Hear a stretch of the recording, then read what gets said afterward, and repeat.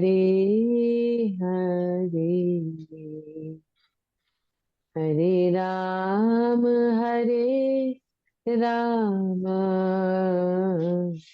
राम राम हरे हरे हरे कृष्णा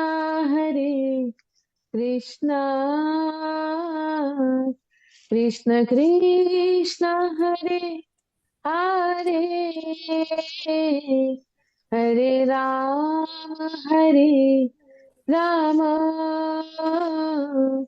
राम राम हरे हरे हरे कृष्णा कृष्ण कृष्ण हरे हरे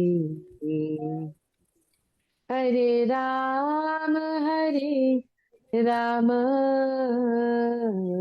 राम राम हरे हरे जय राधा माधव राधा माधव जय अष्ट सखी जय राधा श्याम सुंदर जय राधा श्याम सुंदर जय ललिता विशाख जय जय हरे कृष्णा। प्रभुपाद जय जय प्रभुपाद मुझे उसको बुखार जय अभी भी चढ़ रहा है जय ना। गुरुदेव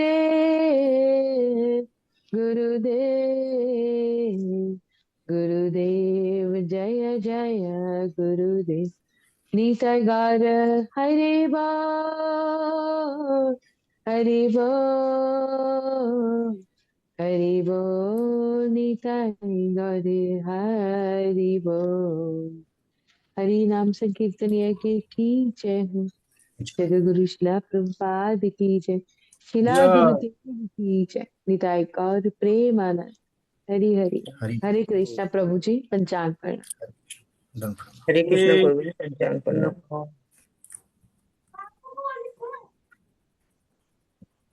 हरे कृष्ण।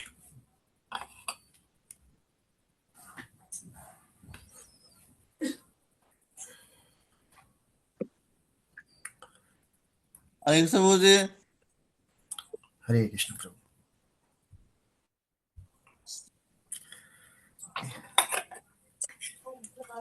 दो मिनट में भी कर लेता हूँ कीर्तन।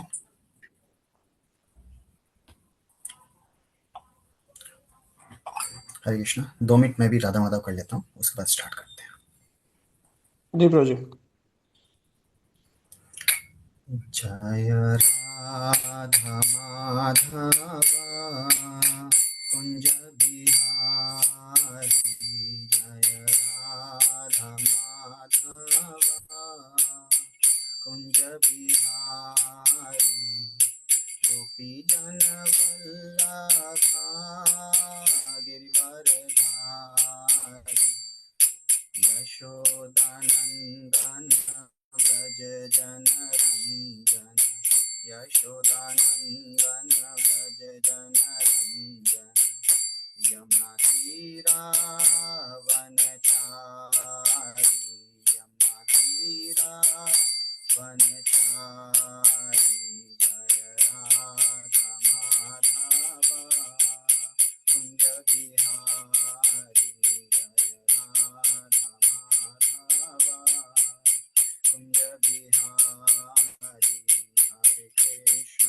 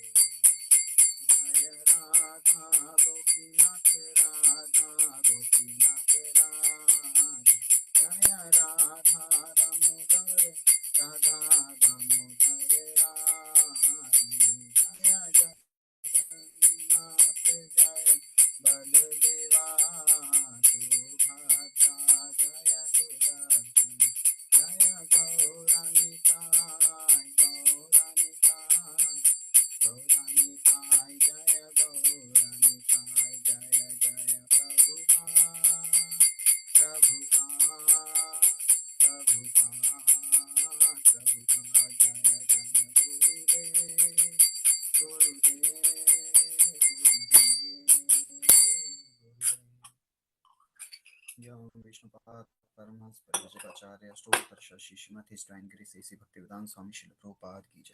नित्य लीला प्रभु जय विष्णुपाद परमहंस प्रभुजगताचार्य अष्टोत्तर शशि श्रीमती स्वाइन गिरी भक्ति सिद्धांत सरस्वती गोस्वामी महाराज प्रभुपाद की जय। अनंत वैष्णव वृंद की जय। नाम आचार्य हरदास ठाकुर की जय। प्रेम श्री कृष्ण चैतन्य भूमि अद्वैत गदाधर को राधा गोवर्धन की जय। ब्रजभूमि वृंदावन धाम की जय। धाम की जय। नवदीप मायापुर धाम की जय। पुरुषोत्तम क्षेत्र जगन्नाथपुरी धाम की जय। गंगा माई की जय। जमुना माई की जय। भक्ति देवी की जय। तुलसी महारानी की जय। युग धर्म हरिनाम संकीर्तन की जय। कृष्ण महामंत्र की जय। निताई गौर हरि सीतानाथ प्रेमानंदे हरि हरि बोल। All glories to somebody Hare Krishna. All glories to somebody Hare Krishna. All glories to somebody Hare Krishna. Please glories to शुक्रान करें श्री प्रभुपाद की जय। हरे कृष्ण एवरीवन। तो आज हम डिस्कस करेंगे श्रीमद् भागवतम के तीसरे स्कंद के छठे अध्याय का 18 से 20 नंबर श्लोक। तो ये कंटिन्यू सीरीज में श्लोक चल रहे हैं। विश्व रूप की व्याख्या हो रही है।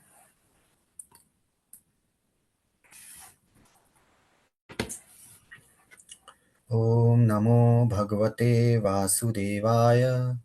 ओम नमो भगवते वासुदेवाय। ओम नमो भगवते वासुदेवाय। नारायणं नमस्कृत्य नरं चैव नरोत्तमं देवीं सरस्वतीं व्यासं ततो जयमुदीरये। नष्टप्रायेषु अभद्रेषु नित्यं भागवत सेवया भगवतीरुत्तम श्लोके भक्तिर्भवति नैष्ठिकी। श्री कृष्ण चैतन्य प्रभु नित्यानंद श्री अद्वैत गदाधर श्रीवासादि गौर भक्तवृंद। हरे कृष्ण कृष्ण कृष्ण हरे हरे हरे राम राम राम हरे हरे। श्लोक संख्या 18 शेयर मैं कर लेता हूँ।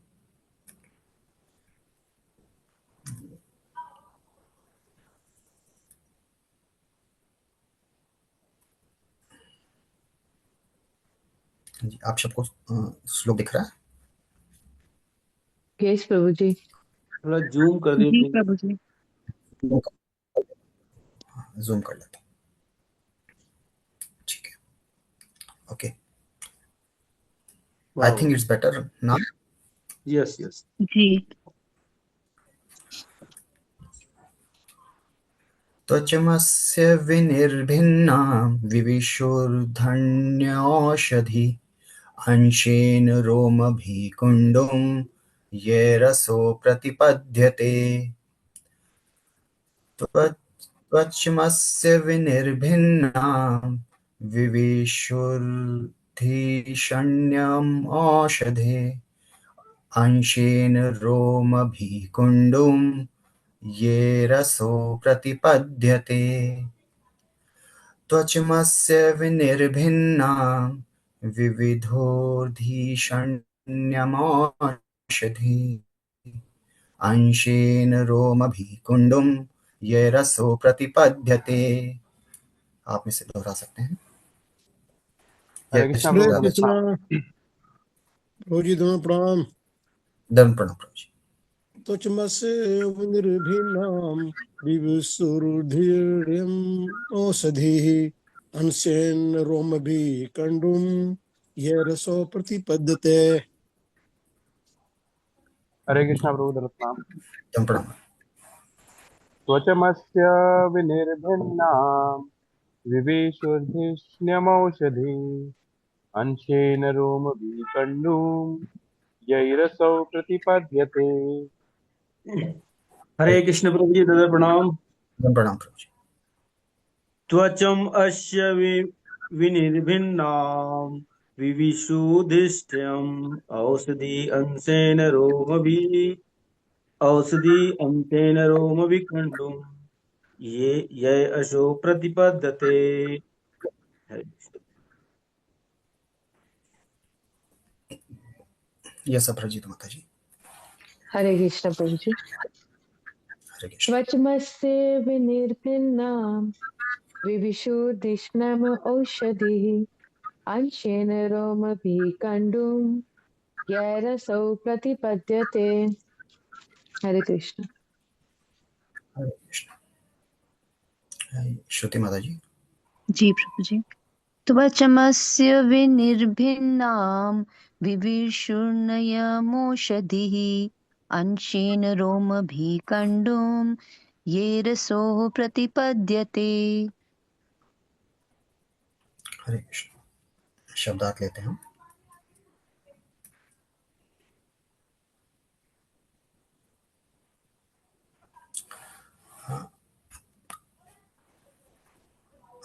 त्वचम चमड़ी, अस्य विराट रूप की, विनिर्भिन्नाम अलग से प्रकट होकर, विविशु प्रविष्ट हुआ, धीषण्यम नियंत्रक देव, औषधि स्पर्श संस्पर्श, अंशेन अंशों के साथ, रोम भी शरीर के रों से होकर, कंडुम खुजली, यह जिससे, असो जीव प्रतिपद्यते अनुभव करता है। Translation bye Srila Prabhupada. जब चमड़ी की पृथक अभिव्यक्ति हुई तो अपने विविध अंगों समेत संस्पर्श नियंत्रक देव उसमें प्रविष्ट हो गए। इस तरह जीव को स्पर्श के कारण खुजलाहट तथा प्रसन्नता का अनुभव होता है। तात्पर्य, इंद्रिय बोध के दो मुख्य अंग हैं, स्पर्श तथा खुजली। ये दोनों ही चमड़ी तथा शरीर के रोमों द्वारा नियंत्रित होते हैं। श्रील विश्वनाथ चक्रवर्ती के अनुसार स्पर्श का नियंत्रक देव शरीर के भीतर चलने वाला वायु है और शरीर के रोमों का नियंत्रक देव औषध्य है। चमड़ी के लिए बोध का विषय स्पर्श है और शरीर के रोमों का बोध विषय खुजली है। हम आगे के श्लोक भी ले लेते हैं, उसके बाद फिर स्टार्ट करेंगे। मेणं तस्य विनिर्भिन्नं स्वधिष्ण्यं कः उपाविशत् रेतसांशेन येनासा आनंदं प्रतिपद्यते। शब्दार्थ, मेढ़म जननांग, तस्य उस विराट रूप का, विनिर्भिन्नम पृथक होकर, स्वधीषण्यम अपना पद, कह ब्रह्मा आदि प्राणी, उपाविशत प्रविष्ट हुआ, रेतसा अंशेन वीर्य के अंश सहित, येन जिससे, असौ जीव, आनंदम यौन आनंद, प्रतिपद्यते अनुभव करता है। जब विराट रूप के जननांग पृथक हो गए तो आदि प्राणी प्रजापति अपने आंशिक वीर्य समेत उनमें प्रविष्ट हो गए और इस तरह जीव यौन आनंद का अनुभव कर सकते हैं। श्लोक संख्या 20। गुदम पुंसो विनिर्भिन्नम मित्रो लोकेश अवीष्यतः पायुनांशेन येनासो विसर्गम प्रतिपद्यते। शब्दार्थ, गुदम गुदा, पुंसः विराट रूप का, विनिर्भिन्नम पृथक होकर, मित्र सूर्यदेव, लोक ईश मित्र नामक निदेशक, आविशत प्रविष्ट हुआ, पायुना अंशेन आंशिक वायु के साथ, येन जिससे, असो जीव, विसर्गम मलमूत्र त्याग, प्रतिपद्यते संपन्न करता है। ट्रांसलेशन, फिर विसर्जन मार्ग पृथक हुआ और मित्र नामक निदेशक विसर्जन के आंशिक अंगों समेत उसमें प्रविष्ट हो गया। इस प्रकार जीव अपना मलमूत्र विसर्जन करने में सक्षम है। ओम अज्ञानतिमिरान्धस्य ज्ञानाञ्जनशलाकया चक्षुरुन्मिलितं येन तस्मै श्रीगुरुवे नमः। श्रीचैतन्यमनोभीष्टं स्थापितं येन भूतले स्वयं रूपकदा मह्यं ददाति स्वपदान्तिकं। वन्देऽहं श्रीगुरु श्रीयुतपदकमलं श्रीगुरुं वैष्णवांश्च श्रीरूपं साग्रजातं सहगण रघुनाथान्वितं तं सजीवं साद्वैतं सावधूतं परिजनसहितं कृष्णचैतन्यदेवं श्रीराधा कृष्णपादान् सहगण ललिता श्रीविशाखान्वितांश्च। हे कृष्ण करुणा सिंधु दीन बंधु जगतपते गोपेश गोपिका कांत राधा कांत नमस्तुते। तप्त कांचन गौरांगी राधे वृंदावनेश्वरी वृषभानुसुत देवी प्रणमामि हरिप्रिय। अच्छा कल्पतरुभ्यश्च कृपा सिंधुभ्यैव च पतितानां पावनेभ्यो वैष्णवेभ्यो नमो नमः। श्री कृष्ण चैतन्य प्रभु नित्यानंद श्री अद्वैत गदाधर श्रीवासादि गौर भक्तवृंद। हरे कृष्ण कृष्ण कृष्ण हरे हरे, हरे राम राम राम हरे हरे। हरे कृष्ण। तो ये जो सारे श्लोक हैं ये कंटिन्यूशन में चल रहे हैं, जिसमें विराट पुरुष से जो अलग अलग इंद्रियां प्रकट हुई, शरीर के अंग प्रकट हुए, और उससे ही लघु रूप में एक जीव के अंग प्रकट हुए, और उनकी क्या क्या यूसेज है, उनकी क्या क्या वो जीव उस अंग से क्या क्या कर सकता है, वह इस सीरीज में बताया जा रहा है। तो आज के जो श्लोक हैं उनको हम डिस्कस करते हैं। जब चमड़ी की पृथक अभिव्यक्ति हुई तो अपने विविध अंशों समेत संस्पर्श नियंत्रक देव उसमें प्रविष्ट हो गए। इस तरह जीवों को स्पर्श के कारण खुजलाहट तथा प्रसन्नता का अनुभव होता है। तो इससे पहले जो कल जैसे डिस्कस हुआ था, राधा चित्तहरि प्रभु जी ने किया था, उसमें भी एक स्किन के लिए, चमड़ी के लिए श्लोक संख्या 16 में था, है ना। तो श्लोक संख्या 16 में जैसे हम पढ़े तो क्या आता है, जब विराट रूप से त्वचा प्रकट हुई तो वायु का निदेशक देव अनिल आंशिक स्पर्श से प्रविष्ट हुआ, जिससे जीव स्पर्श का अनुभव कर सकते हैं। तो यहाँ पे भी त्वचा, चमड़ी के बारे में बताया गया है ना, और श्लोक संख्या 18 में भी त्वचा के बारे में ही बताया गया है। तो जैसा हम समझ सकते हैं कि एक ही अंग के दो प्रयोजन हो सकते हैं। जैसे हम अगर जीभ को देखें तो जीभ के दो प्रयोजन क्या क्या होते हैं? हरे कृष्ण प्रभु जी, क्या कहते हैं, बोलना और खाना। हाँ जी, हाँ जी। तो एक बात है ना। तो इस ही तरह से त्वचा के भी यहाँ पे दो अलग अलग कार्य बताए गए हैं। तो श्लोक संख्या 16 में जो कार्य है त्वचा का, वो है स्पर्श, कि जब जीव को त्वचा पे स्पर्श होता है तो उसको मतलब स्पर्श की अनुभूति होती है त्वचा से। और यहाँ पे 18 में जो फोकस किया गया है वो है कि उस त्वचा में जो रोम छिद्र हैं उनकी वजह से एक जीव को खुजलाहट की अनुभूति होती है। और इन दोनों के जो अधिष्ठाता देव हैं ये दोनों अलग अलग हैं। जो त्वचा के देव हैं, नियंत्रक देव, अधिष्ठाता देव, वो हैं वायु, अनिल नामक वायु। और जो यहाँ पे रोमकूपों के जो अधिष्ठाता नियंत्रक देव हैं वो हैं यहाँ पे, जैसे विश्वनाथ चक्रवर्ती ठाकुर का बताया गया है औषध्य, उन्होंने नाम बताया है औषध्य, औषध्य नाम के देव हैं।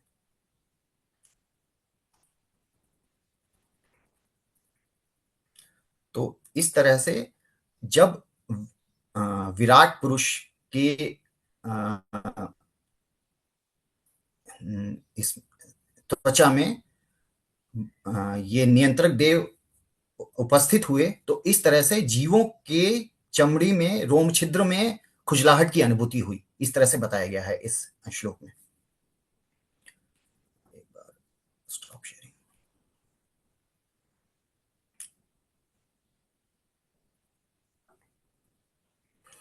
तो हम देखते हैं कि जैसे त्वचा से दो कार्य होते हैं, एक स्पर्श और दूसरा खुजलाहट। तो स्पर्श की अनुभूति हम शास्त्रों में कहाँ कहाँ उदाहरण देख सकते हैं।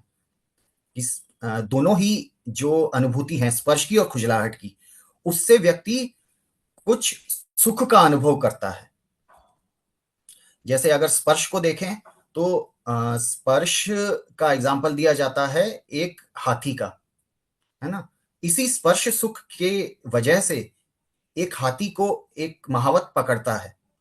कैसे पकड़ता है कि जब एक हाथी जंगल में होता है तो महावत जो है हथिनी को लेकर जाता है और उस हाथी को स्पर्श करते हुए निकलता है। जो हथिनी है उसको हाथी का स्पर्श कराते हुए निकलता है। तो इस तरह से जो हाथी है उसमें हथिनी के प्रति लस्टी डिजायर्स उत्पन्न हो जाते हैं और वो उसका पीछा करता है। और तब जंगल में ही एक जगह पर गड्ढा खोदा हुआ होता है उस हाथी के लिए, तो हथिनी को गड्ढे के उस पार ले जाया जाता है और गड्ढे को ढक दिया जाता है। तो जब हाथी उसका पीछा करता है तो वह उस गड्ढे में गिर जाता है और उसके बाद उसको वहां पे बहुत दिनों तक भूखा प्यासा रखा जाता है हाथी को। और जब वो बहुत भूखा प्यासा हो जाता है, अशक्त हो जाता है, उसमें शक्ति नहीं रह जाती किसी का प्रतिकार करने की, विरोध करने की, तब उसे थोड़ा थोड़ा खाना दिया जाता है और इस तरह से उसको कंट्रोल में लाया जाता है। और उसके बाद जब हाथी को बाहर निकाला जाता है तब भले ही उसे पूरा खाना दिया जाता है, परंतु हाथी की वो मानसिकता हो जाती है कि वह किसी की सहायता के बिना, डिपेंडेंसी के बिना वो नहीं रह सकता, इसलिए फिर वो अपने को समर्पण कर देता है महावत को। इस तरह से एक हाथी को जंगल से मतलब वो कंट्रोल में किया जाता है, उसको पालतू बनाया जाता है। और अगर हम खुजली का एग्जाम्पल लें तो खुजली में हम क्या देखते हैं कि जब भी हमें कभी त्वचा पे खुजली होती है और हम खुजलाहट करते हैं तो हमें जो अनुभूति होती है उसमें कुछ सुख मिलता है। तो यह जो संसार का सुख है वो संसार का सुख इसी तरह से है कि जो संसार में सुख है, दो डेफिनेशन होती है, एक सुख और एक आनंद, है ना। तो जो आनंद है वो एब्सोल्यूट है, परंतु जो सुख है वो द्वंद है। द्वंद मतलब जब दुख की अनुभूति नहीं होती तब उसे सुख कहा जाता है। तो इन इंद्रियों से हमें सुख की अनुभूति कब होती है? जब हमें दुख का अनुभव नहीं होता तो हमें सुख की अनुभूति होती है। तो इसी तरह से जब हमें खुजलाहट होती है और हम खुजलाते नहीं हैं तब हमें एक तरह से दुख की अनुभूति होती है, परंतु जब हम खुजलाते हैं तो हमें सुख की अनुभूति होती है। और इसका एक एग्जाम्पल हम ले सकते हैं कि जैसे छोटा बच्चा है, वो कभी जैसे रात को सोता नहीं है तो उसकी माँ उसे सहलाती है, खुजलाती है, तो बच्चा सो जाता है। तो ये स्पर्श और खुजलाहट की अनुभूति के बारे में यहाँ पे बताया गया है। अच्छा, एक चीज ये भी हम देख सकते हैं कि जैसे इन सारे श्लोकों में अलग अलग अंगों का, जैसे विराट पुरुष में उद्गम हुआ, उसके बाद जीवों में उद्गम हुआ, तो इससे हम समझ क्या सकते हैं? एक तो कि यही कि जो भगवान है वो संपूर्ण जगत के सोर्स हैं, ओरिजिन है ना, कि सारी सृष्टि भगवान से हुई है। प्रथम चीज तो हम ये समझ सकते हैं, है ना। और जब हम यह समझते हैं कि सारा जो जगत है, सारा जो भौतिक जगत है, आध्यात्मिक जगत है, वो सब भगवान से ही प्रकट हुआ है, उद्भूत हुआ है, तो उसके बाद हमें यह समझना है कि हमारा भगवान से क्या संबंध है। क्योंकि यहाँ पे जब भगवान में सारे ये इंद्रियां और शरीर के अंग प्रकट हुए, जैसा विराट पुरुष में बताया गया है, तब बताया गया है कि जीव में भी वही उत्पन्न हुए। और इस तरह से हम समझ सकते हैं कि जीव और भगवान में एक घनिष्ठ संबंध है, क्योंकि जो जीव है वो भगवान का अंश है और भगवान ने जो खासकर मनुष्य को अपने जैसा ही शरीर प्रदान किया है।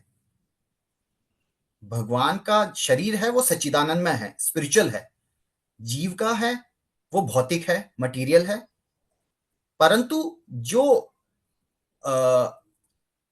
एक तरह से कहें स्पिरिचुअल शरीर में जो स्पिरिचुअल इंद्रियां होती हैं, उसी तरह से जीव को भौतिक इंद्रियां दी गई हैं। तो इसलिए ये विराट पुरुष का जो कंपैरिजन है वो जगत में जो सारे नियंत्रक देव हैं और जो विराट पुरुष के अलग अलग अंगों के बारे में बताए गए हैं, ये तुलना की गई है जीव के अंगों से। तो इस तरह से जो पर्पस है ये चीजें बताने का वो है कि how to understand our relation with God, है ना। और जब हम भगवान के साथ अपने रिलेशन को समझते हैं तब हम यह समझ सकते हैं, जैसे श्रीमद् भागवतम में कहा गया है, सवय पुंसाम परो धर्मो यतो भक्ति अधोक्षजे अहेतु की अप्रतिहता ययात्मा सुप्रसिद्धति। यह श्रीमद् भागवतम के प्रथम स्कंद 2य अध्याय और 6ठा श्लोक है। तो इसमें इसका ट्रांसलेशन मैं पढ़ लेता हूं एक बार।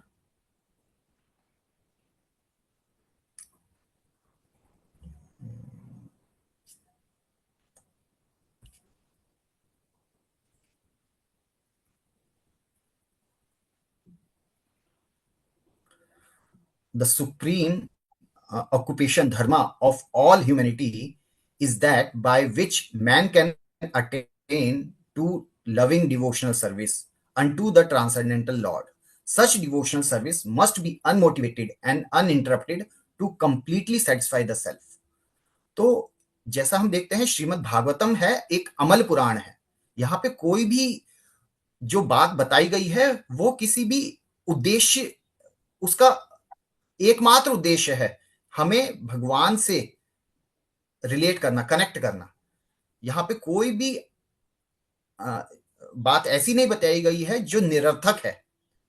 प्रत्येक बात जो है उसका अर्थ निकलता है।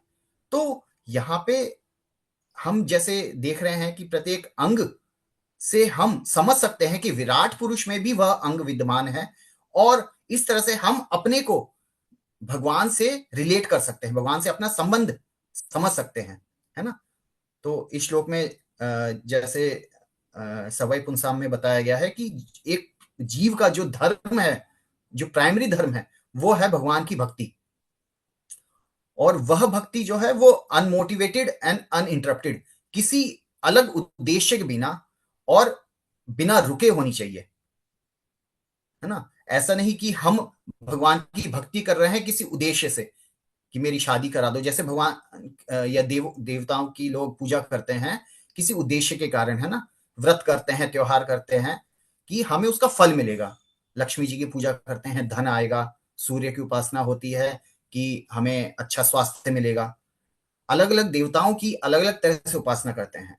तो इस तरह से लोग जैसे देवताओं की उपासना करते हैं, जो थोड़े से बुद्धिमान होते हैं वो भगवान की उपासना करते हैं सकाम रूप से, कि किसी भी उद्देश्य से, सकाम किसी भी कामना से, परंतु वह उन देवताओं की उपासना से अच्छा है। श्रीमद् भागवतम में यह श्लोक भी आया है कि अकामः सर्व कामो वा मोक्ष कामोधार भी तीव्रेण भक्ति योगेन यजेत पुरुषम परम। कि जैस भले ही एक व्यक्ति की कोई कामना नहीं है, अकामः, यह सर्व काम, भले ही उसकी सारी कामनाएं हो, अकामः सर्व काम मोक्ष काम उदार भी, भले ही उसकी मुक्ति की कामना हो, परंतु उसे चाहिए कि वह भगवान की भक्ति करे, क्योंकि भगवान सब चीज देने में समर्थ हैं। और हम जैसे उदाहरण के तौर पे श्रीमद् भागवतम से ही लेते हैं, अलग अलग तरह से भक्तों ने भगवान की भक्ति करी है। प्रहलाद महाराज थे, ध्रुव महाराज थे। तो ध्रुव महाराज शुरू में एक सकाम भक्त थे। उन्हें क्या चाहिए था? उन्हें एक बहुत बड़ा राज्य चाहिए था, अपने प्रपितामह से भी बड़ा। उनके जो पिता थे, है ना, उनके प्रपितामह कौन थे? ब्रह्मा जी। तो ब्रह्मा जी की सृष्टि ये जो पूरी है, उससे भी बड़ा राज्य क्या हो सकता है? तो उन्हें ऐसा राज्य चाहिए था जो ब्रह्मा जी से भी बड़ा हो। तो उन्होंने, नारद जी ने शिक्षा दी और उन्होंने भगवान की भक्ति करी। तो जब भगवान प्रकट हुए तब भगवान ने उनसे पूछा कि आपको क्या चाहिए? तब ध्रुव महाराज ने कहा कि भगवान, मैं तो टूटे हुए कांच की प्रार्थना कर रहा था, परंतु आपने तो मुझे हीरा दे दिया। जो भगवान का दर्शन है, भगवान की भक्ति है, उसका कंपैरिजन यहाँ पे हीरे से किया जा रहा है। और जो संसार का भौतिक लाभ है, इवन सबसे बड़ा साम्राज्य है, वो भी टूटे हुए कांच से कंपेयर किया गया है। तो इस तरह से इस संसार में वैसे तो हमें जैसे अनमोटिवेटेड एंड अनइंटरप्टेड ऐसी भक्ति करनी चाहिए जिसका कोई सकाम उद्देश्य ना हो, है ना। और अनइंटरप्टेड मतलब बिना रुके। ऐसा नहीं कि आज हम भक्ति कर रहे हैं, कल छुट्टी है, फिर परसों भक्ति कर रहे हैं। इसलिए कहा जाता है नियमित रूप से 16 माला हमें करनी चाहिए। प्रभुपाद ने क्या दिया है हमें? 16 माला और 4 नियम, ये हमें डेली रोज करना है, अनइंटरप्टेड। तो इसलिए परंतु भगवान इतने दयावान थे कि ध्रुव महाराज को उन्होंने अपना साम्राज्य दे दिया। जो ध्रुव लोक है वो भगवान का साम्राज्य है। वो इस ब्रह्मांड में एक लोकल वैकुंठ है। जैसे हम देखते हैं कि इंडिया में भी यूएस की एम्बेसी है, कनाडा की एम्बेसी है, तो वहां पे इंडिया के नियम नहीं चलते हैं, वहां पे यूएस के नियम चलते हैं। वो एम्बेसी है यूएस की। तो इस तरह से प्रत्येक ब्रह्मांड में जहां पे क्षीरोदक्षाई विष्णु विराजमान है, तो वह क्षीर सागर है और वह वहां पे श्वेत द्वीप भगवान का रहता है, और उसी का पार्ट है ध्रुवलोक। तो ध्रुवलोक जो है वो आध्यात्मिक जगत है, भले ही वो भौतिक जगत में उसका अस्तित्व है। तो इस तरह से भगवान ने अपना साम्राज्य दे दिया ध्रुव महाराज को, क्योंकि उनकी पहले पूर्व कामना थी कि उन्हें बहुत बड़ा साम्राज्य मिले, परंतु वह उसमें आसक्त नहीं थे, है ना।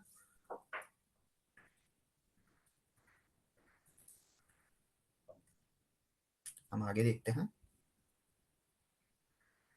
हरे कृष्णा प्रभु जी, जो ये अभी विराट रूप बताया ना आपने, तो विराट रूप भौतिक है या आध्यात्मिक है? माता जी, विराट रूप जो है वो इस भौतिक जगत में है। देखिए, जी। भगवान का रूप है, इसलिए हम ये नहीं कह सकते कि वो भौतिक है, परंतु इस भौतिक जगत में उत्पन्न हुआ है, तो ये आध्यात्मिक नहीं है।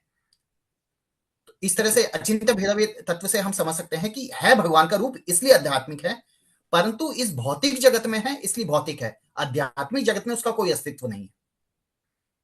ठीक है, हरे कृष्ण। हाँ जी।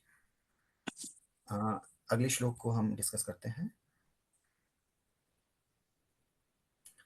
अगले श्लोक में बताया गया है, जब विराट रूप के जननांग पृथक हो गए तो आदि प्राणी प्रजापति अपने आंशिक वीर्य समेत उसमें प्रविष्ट हो गए, और इस तरह जीव यौन आनंद का अनुभव कर सकते हैं। तो यहाँ पे जो जेनिटल्स है उनके बारे में बताया गया है कि जो आदि प्राणी प्रजापति किसे कहते हैं? जो इस जगत का विस्तार करता है। तो जो आदि प्रजापति है वो कौन है? ब्रह्मा जी। जो प्रथम जीव है जिनसे ये सृष्टि उत्पन्न हुई है वो ब्रह्मा जी हैं। तो आदि प्राणी प्रजापति, तो जो भगवान रूप उसके जो जेनिटल्स हैं उसके जो वो है आनंद का अनुभव कर सकता है। तो इसमें हम देख सकते हैं, जैसे एक और श्लोक द्वितीय स्कंद में आता है, मैं एक बार पढ़ता हूं उसको। ये आता है अपना सेकंड कैंटो 6 चैप्टर 8th श्लोक।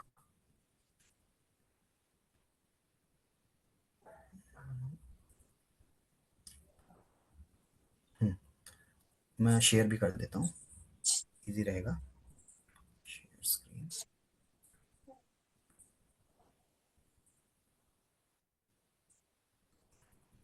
हाँ जी। तो इसमें बताया गया है, हम शब्दार्थ पढ़ेंगे, ये ट्रांसलेशन पढ़ेंगे। भगवान के जननांगों से जल, वीर्य, सृष्टि, वर्षा तथा प्रजापतियों का जन्म होता है। उनके जननांग उस आनंद के कारण स्वरूप हैं जिसके जनन के कष्ट का प्रतिकार किया जा सकता है ना। ट्रांसलेशन भी पढ़ते हैं, उससे बहुत इजीली समझ सकते हैं तात्पर्य से। जननांग तथा जनन का सुख पारिवारिक भार के कष्टों को संतुलित करता रहता है। यदि भगवत कृपा से जननांगों के ऊपर एक आनंद प्रदायक वस्तु का आवरण ना हो तो जनन क्रिया बंद हो जाए। यह वस्तु इतना प्रखर आनंद प्रदान करती है कि इससे पारिवारिक भार का कष्ट भूल जाता है। पुरुष इस आनंददायक वस्तु से इतना मोहित हो जाता है कि वह एक ही संतान को जन्म देकर संतुष्ट नहीं होता, अपितु संतानों की संख्या बढ़ाता जाता है और इस आनंददायक वस्तु के कारण ही उनके पालन पोषण में कठिनाई उठाने की झंझट अपने सिर पर ले लेता है। किंतु यह आनंददायक वस्तु मिथ्या नहीं होती, क्योंकि यह भगवान के दिव्य शरीर से निकलती है। दूसरे शब्दों में, आनंद प्रदायक वस्तु वास्तविकता है, लेकिन भौतिक संसर्ग के कारण इसने भौतिक कल्मश ग्रहण कर लिया है। भौतिक जगत में भौतिक संसर्ग के कारण विषयी जीवन अनेक दुखों का कारण बनता है। अतएव भौतिक जगत में ऐसे जीवन को आवश्यकता से अधिक प्रोत्साहित नहीं देना चाहिए। भौतिक जगत में भी संतान उत्पन्न करने की आवश्यकता है, लेकिन संतानोत्पत्ति का कार्य आध्यात्मिक मूल्यों का पूर्ण उत्तरदायित्व निभाते हुए करना होगा। जीवन के आध्यात्मिक मूल्यों को भौतिक जगत में मानव रूप में ही साकार बनाया जा सकता है और मनुष्य को आध्यात्मिक मूल्यों के प्रसंग में ही परिवार नियोजन करना चाहिए, अन्यथा नहीं। संतति निरोधक के उपयोग के द्वारा परिवार नियोजन अत्यंत घृणित है और भौतिक संदूषण का अत्यंत स्थूल रूप है। जो भौतिकवादी इन उपायों का उपयोग करते हैं वे कृत्रिम विधियों द्वारा जननांगों के ऊपर आवरण की आनंद शक्ति का पूरा उपयोग करना चाहते हैं और इसके आध्यात्मिक महत्व को नहीं जानते। और आध्यात्मिक मूल्यों के ज्ञान के बिना कम बुद्धिमान व्यक्ति जननांगों का उपयोग केवल भौतिक इंद्रिय आनंद के लिए करना चाहता है। तो बिल्कुल रिलेट करता है श्लोक उससे, है ना। तो इसमें यह बताया गया है कि यह जो जननांग है, इससे जो आनंद मिलता है यह इसलिए प्रदान किया जाता है ताकि जो कष्ट आगे चल के जो कष्ट हैं उसको जीव भुला देता है। क्योंकि एक जो मनुष्य है जब विवाह करता है तो उस पर बहुत सारी जिम्मेदारियां होती हैं। उसकी पत्नी होती है, बाद में उसके बच्चे होते हैं और पूरे परिवार के लिए वह पूरे जीवन भर कमाता रहता है। जैसे श्रीमद् भागवतम में एक श्लोक ये भी आता है कि जो एक बार मैं निकाल लेता हूँ, सैव गोखरा, इस तरह से आता है कि जो भगवान की भक्ति नहीं करता और इस जीवन को वैसे ही काम करते हुए निभा देता है, वह गाय और गधे के समान है। तो परंतु यहाँ पे वही बताया गया है कि जो जीव है, जो मनुष्य है, ये सारे जीव हैं, वह इस कष्ट उठाने के लिए क्यों तैयार होते हैं? वह इसलिए तैयार होते हैं क्योंकि उन्हें ये आनंद मिलता है। और ये आनंद यहाँ पे बताया गया है कि यह जो आनंद है यह मिथ्या नहीं है। यह क्योंकि भगवान के विराट रूप से प्रकट हुआ है, इसलिए यह मिथ्या नहीं है, परंतु यह कलुषित है क्योंकि इसमें भौतिक संसर्ग आ गया है, इसलिए यह कलुषित है। और एक व्यक्ति को चाहिए कि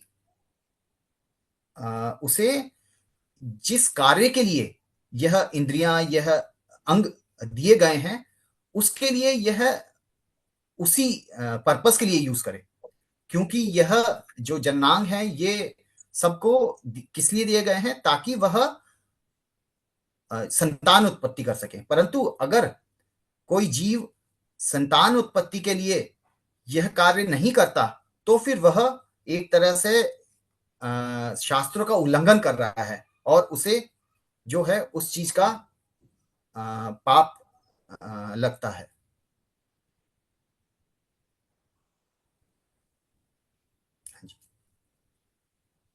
इससे अगले श्लोक पे आते हैं हम। श्लोक संख्या 20। फिर विसर्जन मार्ग पृथक हुआ और मित्र नामक निदेशक विसर्जन के आंशिक अंगों समेत उसमें प्रविष्ट हो गया। इस प्रकार जीव अपनी मलमूत्र विसर्जित करने में सक्षम है। यहाँ पे जो बताया गया है कि जो व्यक्ति का गुदा द्वार होता है, जहां से विसर्जन, जहां पे मलमूत्र विसर्जन किया जाता है, उसके बारे में बताया गया है कि उसका जो देव है, नियंत्रक देव, वह मित्र है, मित्र नामक निदेशक। तो यह भी एक 12 आदित्य बताए जाते हैं। तो 12 आदित्यों में से एक देवता यह मित्र कहा जाता है। तो शब्दार्थ में प्रभुपाद ने इसका ट्रांसलेशन सूर्यदेव भी किया है। जैसे सूर्यदेव भी आदित्य हैं, 12 आदित्यों में एक आदित्य हैं, और मित्र भी एक आदित्य है। तो इसलिए रिलेट किया है प्रभुपाद ने इसको यहाँ पे। बाकी मित्र को एक और श्लोक आता है, मैं वो भी पढ़ता हूँ, कोई दूसरे अध्याय में ही, जैसे अलग अलग अंगों का वहां पे भी वर्णन किया है, 2132।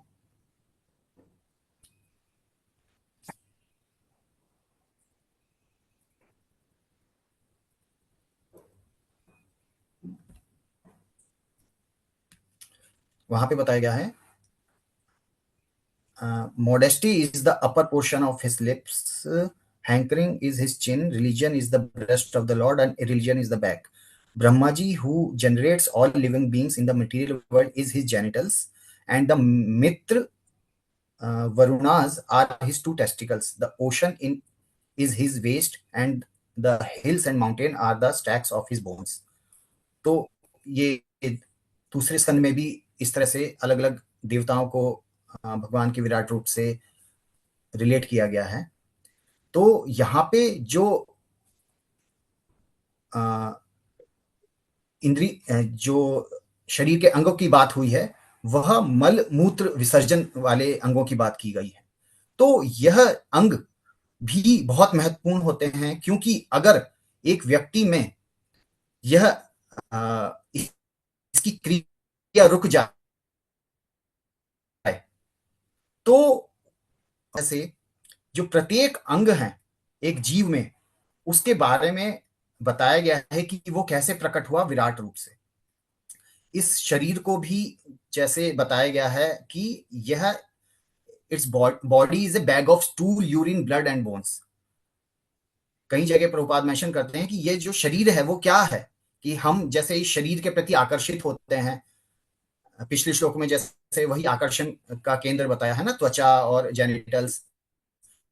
तो हम जो इस शरीर के प्रति आकर्षित होते हैं, यह शरीर आखिर में है क्या? यह शरीर है bag of stool, urine, blood and bones, है ना। तो इस तरह से अगर कोई व्यक्ति शास्त्र से यह समझता है कि इस शरीर का क्या पर्पस है, कि ये जो भौतिक शरीर है वैसे तो इतना दूषित है, परंतु इसका जो पर्पस है, रियल पर्पस है, वह है हमें यह जो मनुष्य शरीर है वह भगवान की प्राप्ति करा सकता है। तो इसी के लिए एक कथा आती है, जैसे प्रभुपाद बताते हैं लिक्विड ब्यूटी की। लिक्विड ब्यूटी की कथा क्या आती है कि एक बार एक व्यक्ति था, बहुत पहले, उसे किसी एक स्त्री से आसक्ति हो गई, है ना। परंतु वो जो स्त्री थी वह बुद्धिमान थी। तो उस व्यक्ति ने उसको बहुत बार रिक्वेस्ट करी कि मुझे तुम में आसक्ति हो गई है, मुझे प्रेम है ना, प्रेम की पूर्ति करो। परंतु उस स्त्री ने यह कहा कि ठीक है, तुम 1 हफ्ते बाद आना, उसके बाद मैं इस बारे में बात करूंगी। तो उस स्त्री ने क्या किया, क्योंकि वह थोड़ी बुद्धिमान थी, तो इसलिए उस स्त्री ने यह किया कि उस समय में उसने बहुत सारे ऐसी पदार्थ लेना चालू किया जिससे उल्टियां आती हैं, दस्त आते हैं, है ना। इस तरह से वह ऐसी दवाइयां लेती रही, ऐसी औषधि लेती रही, जिससे उसको बहुत सारी उल्टियां आई और बहुत सारे मलमूत्र आया, और उसने उन सब को एक पात्र में इकट्ठा कर लिया, बहुत सारे पात्रों में इकट्ठा कर लिया। और नेचुरली कि जब किसी व्यक्ति को इतना ज्यादा उल्टियां आएगी या दस्त आएंगे, तो फिर उसकी जो शरीर है वो भी निस्तेज हो जाएगा, मतलब झुर्रियां पड़ जाएंगी, है ना, और बहुत बूढ़े से दिखने लगेंगे। तो इस तरह से उस स्त्री का शरीर भी इस थोड़े से समय में ही बहुत ही निस्तेज हो गया, और वो बहुत ही बूढ़ी दिखने लग गई। तो जब कुछ समय के बाद वो व्यक्ति वापस आया, तो फिर उसने उस स्त्री का घर का जो दरवाजा है खटखटाया, तो फिर उस स्त्री ने दरवाजा जब खोला, तो फिर वो व्यक्ति उसे पहचान नहीं पाया। उसने पूछा कि मैं इनको खोज रहा हूँ, यह आप बताएंगे कि कहाँ पे मिलेंगी? तो फिर उस स्त्री ने बोला कि मैं ही हूँ जिसको तुम खोज रहे हो। तो फिर उसने कहा कि परंतु वो तो बहुत सुंदर थी, और तुम तो मुझे इतनी सुंदर नहीं लग रही। तो फिर उसने कहा कि ये जो सारी सुंदरता है ना, मैंने कुछ जगह पर रखी हुई है, तुम वो सुंदरता देख सकते हो। तो फिर उसने कहा हाँ बताओ मुझे, ऐसा कैसे? तो फिर वो जो स्त्री है उसे लेके गई, उन पात्रों में क्या रखा हुआ था, यही सारी उल्टी मलमूत्र ये सब रखा हुआ था उन पात्रों में, और उसने कहा कि ये है मेरी सुंदरता। तो फिर उसको समझ नहीं आया व्यक्ति को कि ये मतलब क्या हो रहा है। तो फिर उसने समझाया कि यह जो क्योंकि उसे थोड़ा सा शास्त्रों का ज्ञान था, इसलिए उसने समझाया कि यह जो शरीर की सुंदरता है यह भौतिक है, और यह जो शरीर है यही मतलब मलमूत्र का बना हुआ है, इसके प्रति आकर्षण जो है सही नहीं है, और इतना ही आकर्षण हमें भगवान के प्रति हो तो फिर हमारा ये मनुष्य का जो जीवन है वह सफल हो जाएगा।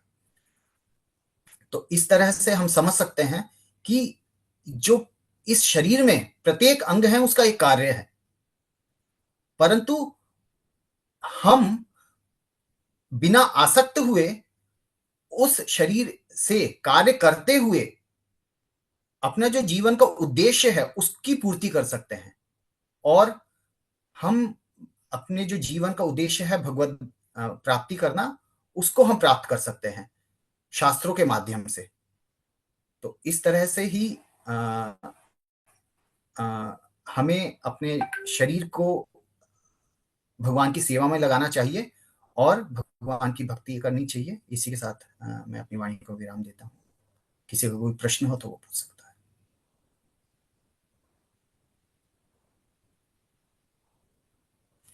हरे कृष्ण।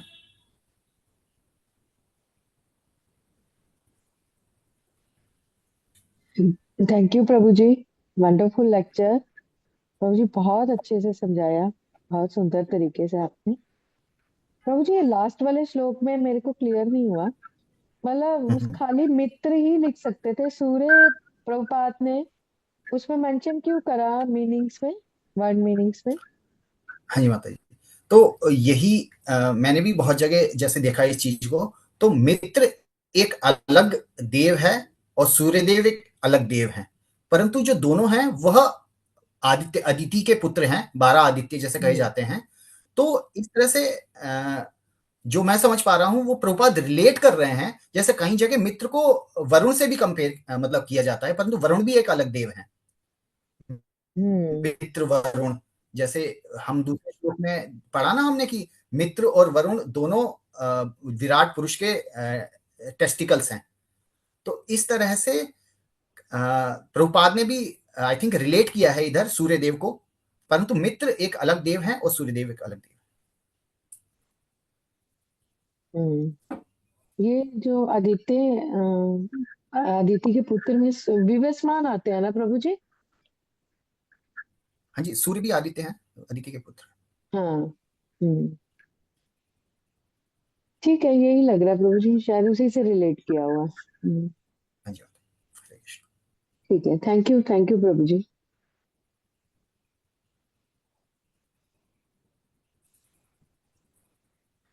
और किन्हीं का कोई प्रश्न है तो आप प्रश्न पूछ सकते हैं, नहीं तो हम इसे वाइंड अप करते हैं। आप सबसे निवेदन है, अगर कोई प्रश्न नहीं है तो आप अपने आप को अनम्यूट करके प्रभु जी का हम लोग धन्यवाद करेंगे बाय चैंटिंग हरे कृष्णा महामंत्र। हरे कृष्णा हरे हरे कृष्णा हरे कृष्णा कृष्णा कृष्णा कृष्णा हरे कृष्णा हरे हरे हरे राम राम हरे हरे राम राम हरे राम हरे राम हरे राम कृष्णा प्रभु हरे जी हरे। प्रणाम। हरे कृष्णा कृष्णा हरे कृष्ण प्रभु जी दंडवत प्रणाम। हरे राम हरे राम। हरे कृष्ण।